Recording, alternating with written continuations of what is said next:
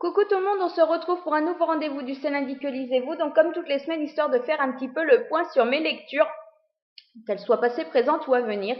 Je pensais que le rendez-vous serait assez rapide étant donné que le dernier date de jeudi, mais voilà, j'ai eu de très bonnes lectures ce week-end et en plus du temps pour lire. Donc finalement, j'ai quasiment autant de livres à vous présenter que si j'avais fait mon dernier rendez-vous lundi dernier.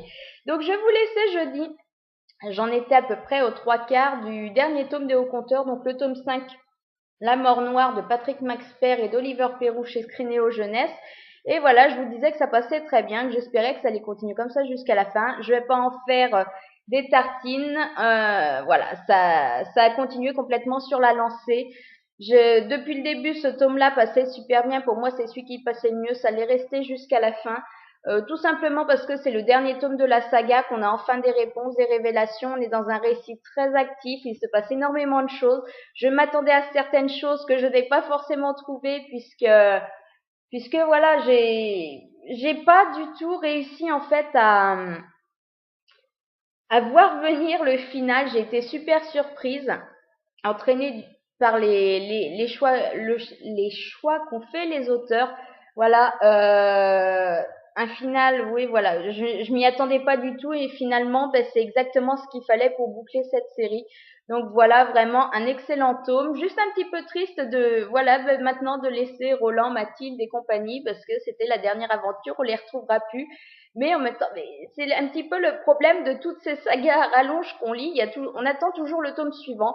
Et c'est vrai que ben là, c'était le dernier, donc pour une fois, une saga est finie, c'est très bien, surtout sur un tome aussi excellent que celui-ci. Maintenant, voilà, ben, un petit peu triste de laisser les hauts compteurs, mais voilà, vraiment un cinquième tome qui finit en apothéose. Donc, je recommande largement la série. Si vous ne connaissez pas et que vous avez envie de tester, il me semble qu'en plus, le tome 1 doit sortir au format poche, ça doit être début avril, il me semble que j'ai vu ça. Donc n'hésitez pas à tenter à l'occasion. Ensuite, j'ai sorti donc le tome 1 de Paralone de Dee Schulman, donc dans la collection R de chez Robert Laffont. Voilà, il est arrivé dans ma palle il y a très peu de temps, mais là je suis dans une phase où finalement en ce moment, ben, toutes les nouveautés qui arrivent dans ma palle, j'ai envie de les sortir. Quand elles me font envie, je les sors, ou alors si je sors des trucs un petit peu plus anciens, ça va être au contraire des tomes de série parce que justement les nouveaux arrivent, donc que je veux me mettre à niveau pour pouvoir les enquiller assez vite. Donc je me suis fait plaisir avec Paralone. Alors j'avais pas relu la quatrième de couve et finalement j'ai bien fait. Donc je vous conseille, si vous l'avez dans vos pales ou si vraiment vous voulez le lire, ne relisez pas la quatrième de couve parce que sur le principe, je trouve qu'elle nous laisse... En fait, le résumé qu'on nous donne nous fait nous attendre à quelque chose. C'est en gros ce qu'on trouve, mais c'est pas vraiment ce qu'on a imaginé. C'est totalement différent, donc autant voilà, ne pas se faire de fausses idées et partir directement sur sur la bonne histoire. Et surtout, je viens de me rendre compte qu'en fait, il y a un petit truc qui spoil dedans, et qui arrive en plus assez tard dans le livre. Donc, si vous pouvez, si vous voulez, ou alors vous le faites en connaissance de cause, votre choix. Mais voilà, si vous voulez vraiment profiter à fond de la lecture, je vous conseille de ne pas relire la quatrième de couve. Voilà, sinon le livre en lui-même, qu'est-ce que ça donne? Ben, que j'ai adoré, malgré le fait qu'il y ait des petites choses qui soient pas parfaites, mais j'ai été totalement emballée sinon. Voilà, en fait, on va suivre... alors d'un côté, on suit deux personnages en parallèle et les chapitres sont alternés. Donc on va suivre Sétos qui est un gladiateur en 152 après Jésus-Christ. Et d'un autre côté, on suivra Eva, donc une jeune fille toute simple de 2012, enfin toute simple, qui a quand même des problèmes, on va dire, d'intégration, que ce soit au lycée ou avec les gens en règle générale. Donc c'est vrai qu'on commence le livre en les suivant alternés et on se doute que le principe, de toute façon, c'est clair, net et précis, il va y avoir une rencontre entre les deux, alors sans savoir comment ni pourquoi, et c'est un petit peu tout l'enjeu de ce premier tome. Ben ça a commencé quand même super bien. C'est vrai que je savais pas trop à quoi m'attendre et finalement c'est super bien passé. C'est vrai que très vite, en même temps c'est tellement écrit gros que les pages se tournent très vite. Mais le personnage d'Eva est attachant. Sétos, on est un petit peu plus... C'est un gladiateur en même temps, donc c'est pas la même ambiance. C'est pas qu'on n'accroche pas, au contraire, il est plaisant, mais c'est vrai qu'il y a une distance qu'on n'a pas forcément avec le personnage d'Eva. Maintenant, plus on va le connaître, plus on va le voir évoluer et plus on va l'apprécier. Surtout que voilà, ben c'est en plus moi le côté gladiateur sensible et tout ça, ça le fait, j'ai totalement accroché. Donc c'est vrai que ce début de tome commençait très bien. Par contre, rendu, je crois que c'est dans les pages 150 quelque chose du genre, j'ai commencé un petit peu à douter parce que voilà, on est arrivé dans un... Cette mise en place était super sympa, la découverte des personnages se mettait bien. Et c'est vrai qu'on arrive à un moment dans le récit où, je sais pas, c'est peut-être le fait aussi d'avoir enchaîné plusieurs chapitres avec chaque personnage à chaque fois. J'avais l'impression qu'on moulinait un petit peu et puis qu'on avançait plus des masses. Et je me suis dit, merde, en fait, on a commencé, elle avait une superbe idée de départ, elle a bien géré son départ, et en fait, elle se craque au bout de 150 pages, l'auteur. Et en fait, non. Parce que voilà, il y a quand même ce flottement qui m'a fait un petit peu peur, et après, en fait, c'est totalement reparti. Je crois que c'est dans les pages 200, ça repart totalement, et c'est vrai qu'après, je n'ai plus décroché. Voilà,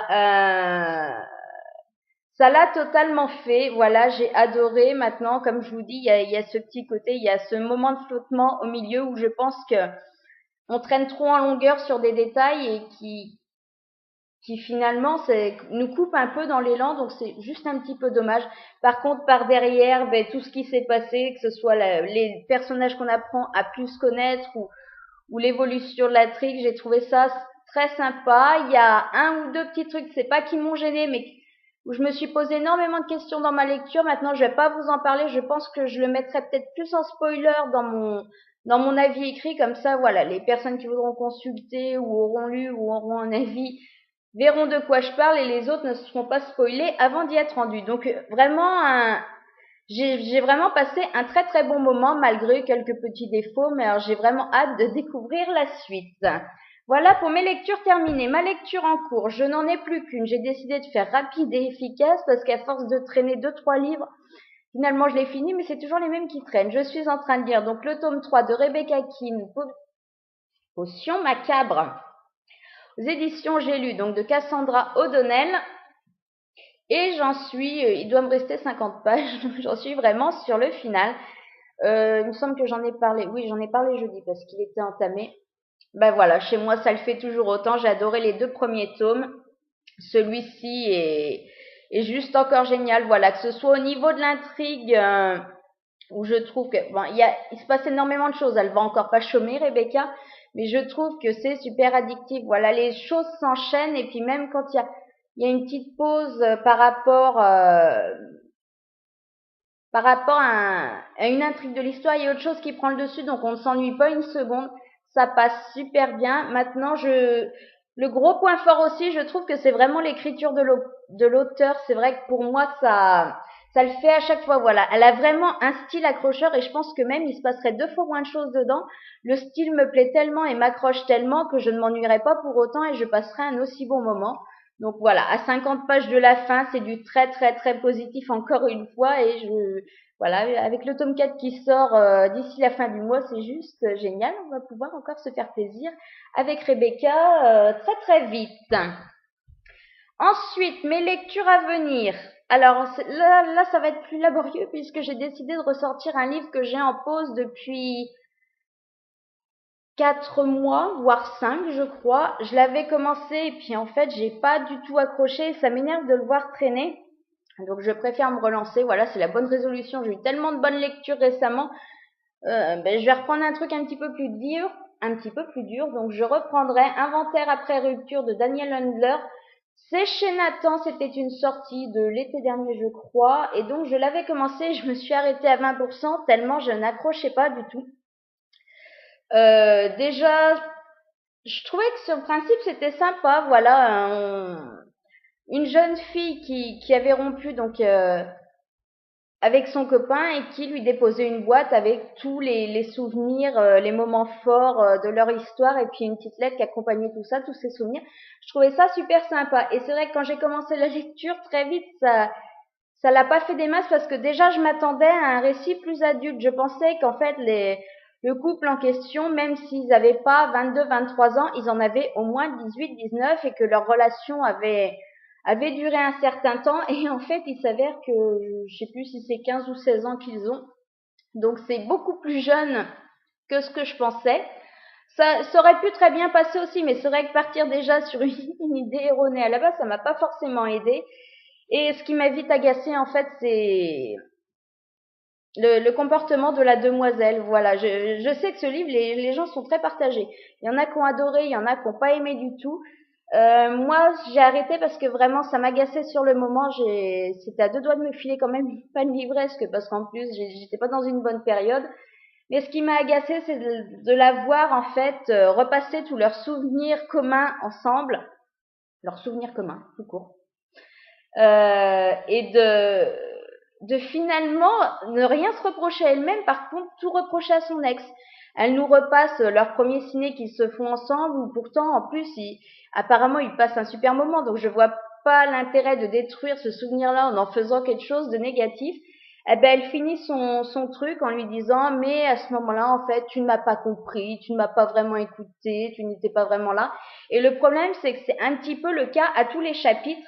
Donc ça m'agace un petit peu en fait et puis ce côté voilà vraiment lui reprocher tout parce qu'elle là à 20% pour elle n'a encore rien à se reprocher. Par contre lui elle arrive à le casser sur tous les trucs. Tu m'écoutais pas assez, tu me comprenais pas, et c'est vrai que j'ai eu beaucoup de mal avec ça, donc je l'avais mis en pause. Je vais le reprendre, je vais le finir, je pense que je vais le reprendre et avec aucune lecture secondaire, histoire qu'il se finisse vite. Je vais peut-être avoir une bonne surprise, ma foi, ça va peut-être bien se mettre ou pas du tout, mais au moins j'en serai débarrassée. Voilà. Ma deuxième lecture en cours, ça sera en lecture commune avec les filles, dans la petite lecture commune qu'on se fait toutes les semaines. On a décidé de sortir donc le tome 1 de Sid, la diseuse d'ombre de Sandy Williams chez Milady. Voilà, une sortie de janvier. Il nous tentait toutes les trois, on l'a toutes les trois, donc on va voir ce que ça donne. J'ai pas encore été voir si les avis étaient positifs ou négatifs. Il me semble que c'est pas trop mal les premiers trucs que j'en ai vus. Et ensuite, je sortirai, je l'ai pas là puisque je l'avais commandé. Il est enfin arrivé chez mon libraire. Donc le tome 2 de la saga Revenant de chez Milan Macadam qui s'appelle Que la mort nous sépare d'Amy Plum. Donc voilà, je l'attends. Je l'avais commandé dès la sortie. Et puis comme d'habitude, ça met 3 plombes à arriver. Il est enfin arrivé. Donc je le récupère demain et je le commence d'affiler. Surtout que voilà, si je peine avec inventaire après rupture, il va me falloir derrière du costaud, donc j'espère ne pas être déçue à ce niveau-là. Eh ben voilà, c'est fini. Moins d'un quart d'heure, on a fait un petit peu plus vite que d'habitude. Je vais pas vous déranger plus longtemps. De toute façon, je vous dis à vendredi pour un IMM parce que voilà, j'ai eu un craquage la semaine dernière avec les sorties Milady, voilà.